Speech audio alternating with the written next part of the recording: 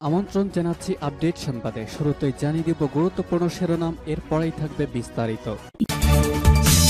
পুরোদমে Iran, Israel এবং নিরীহ ফিলিস্তিনিদের মাঝে ভয়াবহ যুদ্ধ চলছে।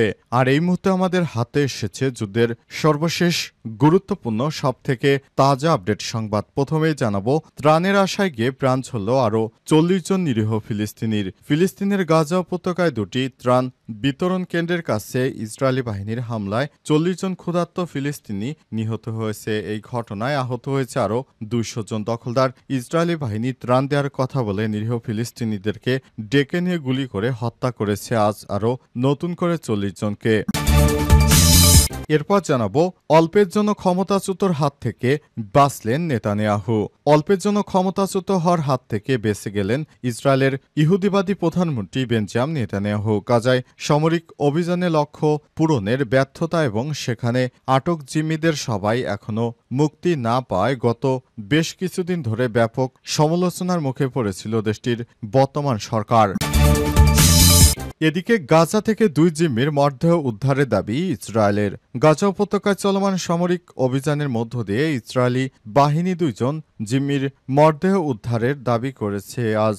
তারা দেশটির সেনাবাহিনী প্রধানমন্ত্রী নেতানিয়াহু এই দাবি করেছেন। নিহতদের মধ্যে একজন হলেন ইয়ার ইয়াকব। এবারে জানাবো, ইরানের হুমকির পর ইরাকের দূতাবাস থেকে কর্মী সরিয়ে নিচ্ছে যুক্তরাষ্ট্র। ইরাকের রাজধানী বাগদাদে অবস্থিত মার্কিন দূতাবাসে অপরিহার্য নয় এমন কর্মী ও স্বজনদের সরিয়ে নেওয়া হচ্ছে আজ। ট্রাম্প প্রশাসনের একাধিক সূত্র এই তথ্য নিশ্চিত করেছে। সেখানে ইরান থেকে হামলা চালানোর ঘোষণার পরই তাদেরকে সরিয়ে নিতে শুরু করেছে যুক্তরাষ্ট্র। এবং সর্বশেষ জানাবো, দ্য ফিনান্সিয়াল টাইমসের প্রতিবেদন, বিদেশে অর্থ পাচারকারীদের সঙ্গে সমঝোতার কথা ভাবছে বাংলাদেশের সরকার। বাংলাদেশ থেকে বিদেশে যারা অর্থ পাচার করেছে তাদের সঙ্গে সমঝোতা করে সেই অর্থগুলো দেশে ফিরে আনার চেষ্টা করছে বাংলাদেশের অন্তর্বর্তীকালীন সরকার। প্রিয় দর্শক, এতক্ষণ শুনছিলেন সংবাদ শিরোনাম, এবারে বিস্তারিত। তবে তার আগে বন্ধুরা, অনুরোধ থাকবে এই সংবাদটিতে একটি লাইক দিন।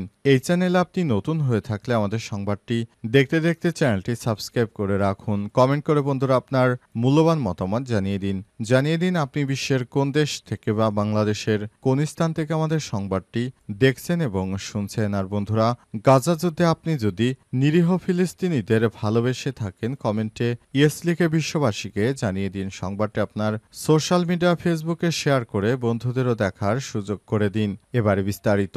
শুনছিলেন সংবাদ শিরোনাম, এখন বিস্তারিত। তার আগে অনুরোধ থাকবে ভিডিওতে একটি লাইক দিন এবং কমেন্টস করে জানিয়ে দিন কোন জেলা থেকে বা কোথা থেকে আমাদের সঙ্গে যুক্ত রয়েছেন।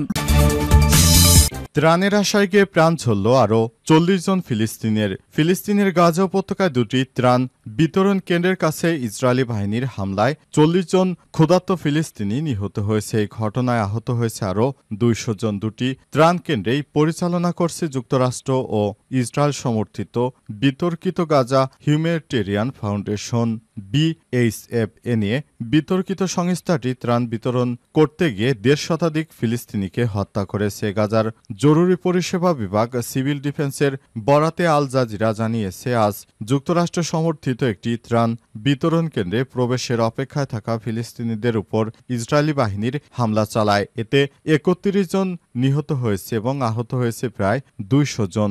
মধ্য গাজার নেতজারিম করিডোর এলাকায় এই ঘটনা ঘটে। সিভিল ডিফেন্সের মুখপাত্র মাহমুদ বাসাল বলেছেন, আমেরিকান সাহায্য কেন্দ্র থেকে খাবার নিতে যাওয়ার সময় কয়েক হাজার নাগরিকের উপর ইসরায়েলি বাহিনী ট্যাঙ্ক ও ড্রোন হামলা চালিয়েছে। এই ঘটনায় আমরা শহীদ অন্তত 31 জনের মরদেহ এবং প্রায় 200 জনকে আহতদেরকে উদ্ধার করেছি। মাহমুদ বাসাল আরও বলেছেন, আজ দিবাগত রাত 2টা থেকে যুক্তরাষ্ট্র ও ইসরায়েল সমর্থিত খাবার বিতরণ কেন্দ্রের কাছে জড়ো হতে শুরু করে কয়েক হাজার নিরীহ ফিলিস্তিনি। পরে তাদের উদ্দেশ্য করে কয়েক দফা ইসরায়েলি ট্যাঙ্ক থেকে গোলাবর্ষণ করা হয়। এই গোলার আঘাতে অন্তত 40 জন মানুষ প্রাণ হারিয়েছে। অবস্থায় সেখানে অন্তত 400 জন মানুষ আহত হয়েছে।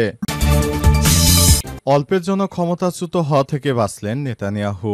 অল্পের জন্য ক্ষমতাচ্যুত হওয়া থেকে বেঁচে গেলেন ইসরায়েলের প্রধানমন্ত্রী বেঞ্জামিন নেতানিয়াহু। গাজায় সামরিক অভিযানে লক্ষ্য পূরণে ব্যর্থতা এবং সেখানে আটক জিম্মিদের সবাই এখন মুক্তি না পায় গত বেশ কিছুদিন ধরে ব্যাপক সমালোচনার মুখে পড়েছিল দেশটির বর্তমান সরকার। গত কয়েক মাসে সরকারের বিরুদ্ধে একের পর এক বিক্ষোভ সমাবেশ করেছে নাগরিকরা। এই পরিস্থিতিতে আগাম নির্বাচনের দাবিতে তৎপরতা শুরু করেছে ইসরায়েল বিরোধী দলগুলো। এই সংক্রান্ত একটি বিল দেশটির পার্লামেন্ট নেসেটে উপস্থাপন করা হয়েছে। আজ বিলটির উপর ভোটাভুটি হলে তা বাতিল হয়ে গেছে। আজ এর বিপক্ষে এমপিদের ভোটের আহ্বান করে নেসেটে উপস্থাপন করা হয় সেই বিলটি। 120 আসন বিশিষ্ট নেসেটে বিলটি পাশের জন্য প্রয়োজন ছিল অন্তত 61টি ভোট, কিন্তু ভোটাভুটির পর দেখা গেছে বিলটির পক্ষে পড়েছে 53টি ভোট এবং বিপক্ষে পড়েছে 61টি ভোট। বাকি 6 জন ভোট দেওয়া থেকে বিরত ছিলেন। সম্প্রতি সেনাবাহিনীতে নতুন সেনা সদস্যদের আহ্বান করে সেনা সমাবেশ ডেকেছিল নেতানিয়াহু সরকারের পরই এই বিলের প্রস্তুতির কাজ শুরু করে বিরোধী দল। নেসেটে বিল বাতিল হয় এই যাত্রায় ক্ষমতাচ্যুত হওয়ার থেকে বেঁচে গেলেন নেতানিয়াহু। ইসরায়েলের পার্লামেন্টারি আইন অনুসারে আগামী অন্তত 6 মাস পর্যন্ত আগাম নির্বাচন সংক্রান্ত কোনো বিল নেসেটে জমা দিতে পারবেন না বিরোধীরা। এ অবস্থায় কোনো মতে যান নিয়ে বেঁচে গেছে নেতানিয়াহু। গাজা থেকে 2 জিম্মির মরদেহ উদ্ধারের দাবি ইসরায়েলের। গাজা উপত্যকায় চলমান সামরিক অভিযানের মধ্য দিয়ে ইসরায়েলি বাহিনী 2 জন জিম্মির মরদেহ উদ্ধারের দাবি করেছে। আজ জানিয়েছে দেশটির সেনাবাহিনী এবং প্রধানমন্ত্রী বেঞ্জামিন নেতানিয়াহু এই দাবি করেছেন। নিহতদের মধ্যে একজন হলেন ইয়াকব। এক যৌথ বিবৃতিতে ইসরায়েলি সেনাবাহিনী এবং অভ্যন্তরীণ নিরাপত্তা সংস্থা শিনবেত জানিয়েছে দক্ষিণ গাজার খান ইউনুস এলাকা থেকে ইয়াকব এবং আরেক জিম্মির মরদেহ উদ্ধার করা হয়েছে, যার পরিচয় এখনও প্রকাশ করা হয়নি। 59 বছর বয়সী ইয়াকব কিবুৎজে নির ওজের বাসিন্দা। সেনাবাহিনী জানিয়েছে তিনি ইসলামিক জেহাদের যোদ্ধাদের হাতে নিহত হয়েছেন, যারা হামাসের ঘনিষ্ঠ মিত্র। হামলার দিন তিনি ও তার সঙ্গিনী মেইরাব তাল নির ওজের নিজ বাসায় নিরাপদে কক্ষে আশ্রয় নিয়েছিলেন। সেখান থেকেই 2 জনকে অপহরণ করা হয় এবং মেইরাবতাল 2023 সালের 28শে নভেম্বর যুদ্ধবিরতির সময় মুক্তি পান। ইয়াকবের সন্তান ইয়াগিল ওর যাদের সেদিন অন্য স্থান থেকে অপহরণ করা হয়েছিল গত 27শে নভেম্বর যুদ্ধবিরতির সময় তারাও মুক্তি পান। প্রধানমন্ত্রী নেতানিয়াহু বলেছেন, ইসরায়েলের সব নাগরিকের পক্ষ থেকে আমি এবং আমার স্ত্রী নিহতদের পরিবারের প্রতি গভীর সমবেদনা জানাচ্ছি। আমরা চুপ থাকব না, বিশ্রাম নেব না যতক্ষণ সব জিম্মি জীবিত হোক বা মৃত হোক ঘরে ফিরে আসছে। ফিনান্সিয়াল টাইমসের প্রতিবেদন, বিদেশে অর্থ পাচারকারীদের সঙ্গে সমঝোতার কথা ভাবছে বাংলাদেশের সরকার। বাংলাদেশ থেকে বিদেশে অর্থ পাচার করার কারণে বিদেশে অর্থ পাচারের অভিযোগে অন্তর্বর্তীকালীন সরকার যেসব ধনকুবেরকে অভিযুক্ত করেছে তাদের সঙ্গে আর্থিক সমঝোতায় পৌঁছানো হতে পারে বলে ইঙ্গিত দিয়েছে বাংলাদেশ। সরকারের সম্পদ পুনরুদ্ধার কার্যক্রমে নেতৃত্বদানকারী বাংলাদেশ ব্যাংকের গভর্নর ড আহসানিস মনসুর ফিনান্সিয়াল টাইমসকে বলেছেন, অপেক্ষাকৃত কম গুরুতর মামলাগুলোর ক্ষেত্রে আর্থিক সমঝোতা এবং অন্যতম বিকল্প হিসেবে বিবেচিত হতে পারে।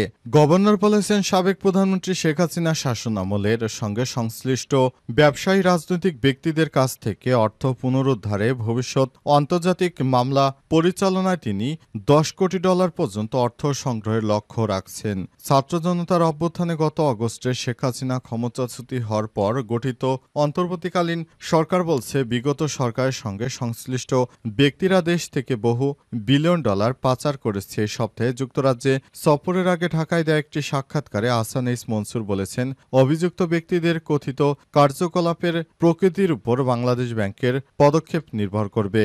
গভর্নর আরও বলেন, যদি আইন লঙ্ঘনের প্রকৃতি তুলনামূলকভাবে হালকা ধরতে হয় তবে আমরা দেওয়ানি মামলা করব এবং সেই প্রক্রিয়ায় অংশ হিসেবে আর্থিক সমঝোতার কথা বিবেচনা করা হবে। তবে সম্ভাব্য কোনো ব্যক্তিরা এই প্রক্রিয়ায় আওতায় আসতে পারে সে বিষয়ে কোনো উদাহরণ দেননি তিনি। অধ্যাপক ড ইউনুসের নেতৃত্বাধীন প্রশাসন ইতিমধ্যেই শেখ হাসিনার পরিবার সহ আগের সরকারের সঙ্গে সংশ্লিষ্ট রাজনৈতিকভাবে প্রভাবশালী পরিবারগুলোর বিরুদ্ধে অগ্রাধিকারের ভিত্তিতে 11টি তদন্ত শুরু করেছে।